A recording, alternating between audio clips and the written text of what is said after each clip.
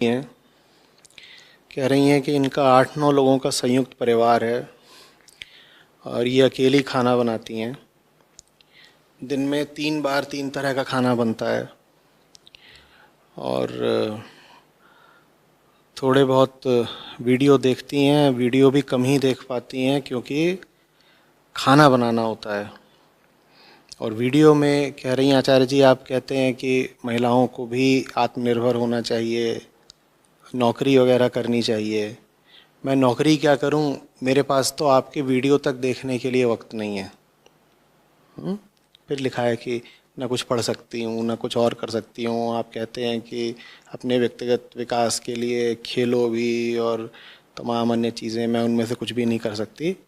और ले दे के करती क्या है उसके बारे में उन्होंने लिखा है कि खाना बनाती हैं काफ़ी, क्योंकि परिवार काफ़ी बड़ा है, अलग अलग तरीके के खानों की ज़रूरत पड़ती है, वो भी दिन में 3 बार। तो ये दिन में 8-10 घंटे रसोई में ही रहती हैं। यहाँ तक हुआ। फिर आगे कह रही हैं ये मुद्दा मैंने घर वालों के आगे उठाया आपका वीडियो देख करके। आप बोल रहे हैं कि भाई महिलाओं को सिर्फ ऐसे ही रसोई वगैरह तक सीमित नहीं रह जाना चाहिए। तो ये बात मैंने घर वालों से भी बोली, तो घर वालों ने मुझे समझाया है कि सबसे बड़ा धर्म होता है सेवा, और तुम तो सेवा करती रहो और सेवा करते करते ही तुमको मुक्ति प्राप्त हो जाएगी। तो आचार्य जी फिर सेवा ही करती रहूं, आपके वीडियो वगैरह भी देखने की क्या ज़रूरत है, और बाकी नौकरी वोकरी तो सब बहुत पीछे हो गई। नहीं, सेवा तो ठीक है, पर किसकी सेवा?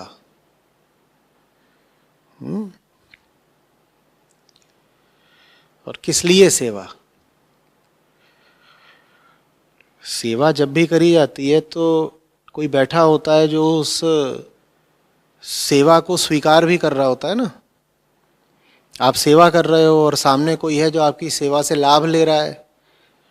कहीं ऐसा तो नहीं जो आपको सेवा का पाठ पढ़ा रहे हो वही वो लोग हों जिन्हें आपकी सेवा से लाभ भी होता हो? फिर तो कन्फ्लिक्ट ऑफ इंटरेस्ट आ गया। COI, the one encouraging you towards service is also the recipient of the service। जो आपको बार बार बोल रहा है सेवा करो सेवा करो, वो ऐसे इशारा कर करके ये भी बता रहा है मेरी सेवा करो मेरी सेवा करो। तो अगर सेवा से ही मुक्ति मिल जानी है तो फिर ठीक है, जाइए बाहर। इतने अनाथ घूम रहे हैं, बेघर घूम रहे हैं, बेसहारे घूम रहे हैं, सड़कों पर पशु हैं, वो सब कहीं ज़्यादा कमज़ोर और दुखद स्थिति में हैं, उनको आपकी सेवा की ज़्यादा ज़रूरत है। आप उनकी सेवा क्यों नहीं करती? महिलाओं को जो भी लोग ये बताते हैं कि महिला के लिए तो सबसे बड़ा धर्म यही है कि वो सेवा में रत रहे, मैं उनकी बात से सहमत हो सकता हूं। लेकिन फिर जो सबसे ज्यादा दीन है, दुर्बल है और दुखी है, महिला को उसकी सेवा करने दीजिए ना, अपनी सेवा काहे को करवा रहे हैं?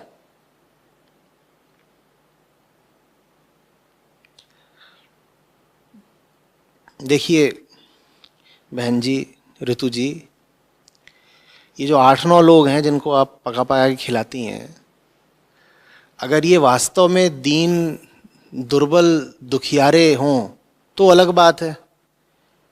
ये 8-9 सब छोटे छोटे बच्चे हों, अलग बात है कि भाई बेचारे इतने छोटे छोटे हैं, इतने छोटे छोटे हैं। घर में 9 बच्चे हैं और आप माता जी हैं, तो आपको इन 9 के लिए पका के खिलाना ही पड़ेगा, नहीं तो भूखे मर जाएंगे। तो फिर कोई बात नहीं, उनको आप पका के खिलाती रहिए, फिर मैं कुछ नहीं कहूँगा। या कि ये 9 के 9 सब ऐसे हों कि एकदम रोगी हैं, एकदम वृद्ध हैं और बीमार हैं, तो भी मैं कुछ नहीं कहूँगा। आप इनकी सेवा करिए, इन्हें पका के खिलाते रहिए, क्योंकि इन्हें बहुत ज़रूरत है कि आप इनकी सेवा करें। पर ये 9 लोग कौन है? कहीं हट्टे कट्टे मुस्टंडे तो नहीं है कि 9 जने खाते हैं और आप पकाती रहती हैं। और जिस हिसाब से आपने अपना समय बताया है कि 8-10 घंटे आपके रसोई में ही लगते हैं, मुझे नहीं लगता ये 8-10 बच्चे हैं। इतना सारा खाना बच्चों के लिए तो नहीं बनाती होंगी आप। और आपने ये भी लिखा है कि 3 दफे 3 तरह का बनाना पड़ता है और अलग अलग लोगों की अलग अलग तरह की फरमाइश रहती है। बच्चे तो नहीं इतनी फरमाइशें करते होंगे, और वो कर भी दे तो बच्चों को तो धौंस दिखा के चुप कराया जा सकता है कि चुप, जो बना खा ले। ये कौन लोग हैं जो फरमाइश करते हैं कि एक बोल रहा है आज मेरे लिए डोसा बनना चाहिए, तो दूसरा बोल रहा है मुझे पूड़ी चाहिए, और फिर आपको पूड़ी भी बनानी है और डोसा भी बनाना है। और जब आप उनसे कुछ कहती हैं तो कहते हैं नहीं तुम तो सेवा करो। ये जो भी लोग हैं जिन्हें खाने पीने का इतना शौक है, ये खुद अपना खाना काहे नहीं बना लेते? या उनका काम है आपके बनाए खाने को ठूसना और बाहर जाकर के तमाम तरीके के काम वगैरह करना, और वो जो काम कर रहे हैं उसमें उनकी तमाम तरीके की तरक्की हो रही है, और आप कैद हैं रसोई में। मैं फिर दोहरा रहा हूं, अगर ये जो 8-9 लोग हैं जिनका आप खाना बनाती हैं, ये सबके सब बिल्कुल बूढ़े और बीमार हों तो आप बेशक इनका खाना बनाती रहिए, जरूर बनाइए। अगर ये 8-9 लोग जो हैं ये सब बिल्कुल छोटे बच्चे हों तो भी आप इनका खाना बनाती रहिए, जरूर बनाइए, मैं आपके साथ हूं। लेकिन अगर ये स्वस्थ, समर्थ, ताकतवर लोग हैं, आप ही की आयु के हैं या आपसे कम आयु के हैं, जवान लोग हैं, तो ये कैसी व्यवस्था है और कैसा न्याय है कि आपको इतना भी समय नहीं दिया जा रहा कि आप किताबों के साथ दिन के घंटे 2 घंटे गुजार लें, कि आप अखबार पढ़ लें, कि कोई आप ज्ञानवर्धक वीडियो देख लें, कि घर से बाहर निकल करके आप किसी तरह का कोई कोर्स कर लें।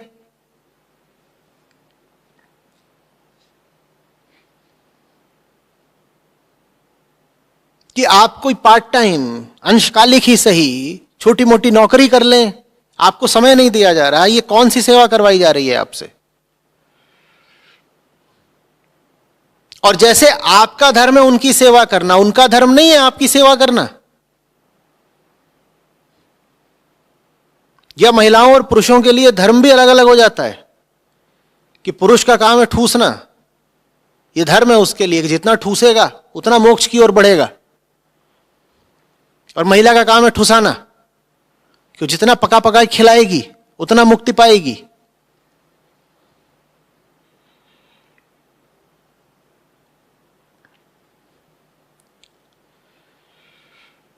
मैं खाना बनाने को हीन काम नहीं समझता, कुतर्क मत करने लग जाइएगा।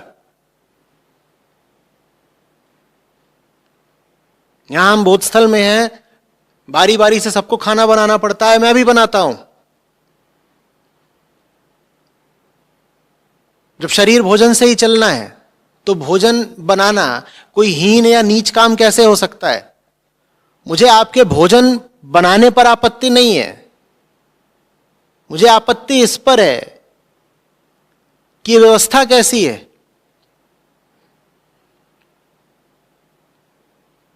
जो आपको भोजन बनाने से आगे का कोई काम करने ही नहीं दे रही। क्योंकि भोजन बनाना आवश्यक जरूर है, लेकिन किसके लिए आवश्यक है? शरीर के लिए। और उसकी कुछ उपयोगिता निश्चित रूप से है। मैंने कहा तो हम भी खाना बनाते हैं क्योंकि हमें पता है खाना बनाना है, भाई शरीर खाना मांगता है, कुछ तो उपयोगिता है ही खाने की। लेकिन इतनी भी उपयोगिता नहीं हो गई ना खाने की कि मैं आपके सामने बैठा हूं, आप मुझसे सवाल पूछ रहे हैं और मैं यहां से उठ करके चल दूं कि खाना बनाना है। कैसा लगेगा? आप कहेंगे बहुत बेवकूफ है आचार्य, इसको यह भी नहीं पता कि ज्यादा जरूरी क्या काम होता है, खाना बनाना या ऐसे सत्र में सम्मिलित होना। तो खाना बनाना शरीर के लिए जरूरी है और जिंदगी के बाकी काम चेतना के लिए, मन के लिए जरूरी है। आपकी पहली पहचान शरीर नहीं है, आपकी पहली पहचान है चेतना। तो जब भी आपको उन कामों की तुलना करनी पड़े जो शरीर के लिए हैं, उन कामों से जो मन के लिए हैं, तो उसमें वरीयता आपको उन्हीं कामों को देनी पड़ेगी जो मन के लिए हैं। समझ रहे हैं बात को? इसका मतलब ये नहीं है कि मैं कह रहा हूं कि खाना ही मत खाओ या खाना बनाओ ही मत। मैं एक तुलनात्मक बात कर रहा हूं। मैं हर चीज को उसकी सही जगह देने की बात कर रहा हूं। खाने की अपनी एक जगह है, खाना बनाने की भी अपनी एक जगह है, लेकिन उससे कहीं ऊंची जगह है जिंदगी में उन सब कामों की जो जिंदगी को जीने लायक बनाती हैं, जो आपकी चेतना को एक ऊंचा स्तर देती हैं। और अगर खाना बनाते बनाते आपके पास वो ऊंचे काम करने का वक्त ही नहीं मिला, तो भाड़ में जाए ऐसा खाना। समझ में आ रही है बात?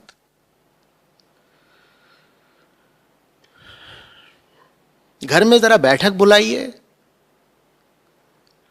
जिसमें कुछ न्याय की और ईमानदारी की बात हो, और पूछिए कि कितने लोग यहां पर ऐसे हैं जो इतने कमजोर हैं और इतने बीमार हैं कि रसोई में प्रवेश ही नहीं कर सकते। और अगर आपके अलावा 2-4 लोग ऐसे हैं जिन्हें खाना बनाना आता है या खाना बनाना सीख सकते हैं, तो फिर खाना सबको बारी बारी से बनाना चाहिए, ताकि आपके ऊपर से इस काम का बोझ थोड़ा कम हो। आप भी बनाइए, दूसरे लोग भी बनाएं, यही उचित और न्यायपूर्ण बात है। और फिर आपका जो समय बचे वो आपको सोने में और हो हल्ले में और गॉसिप में नहीं बिताना है। वो समय आपको अपने व्यक्तिगत और आंतरिक विकास के लिए इस्तेमाल करना है।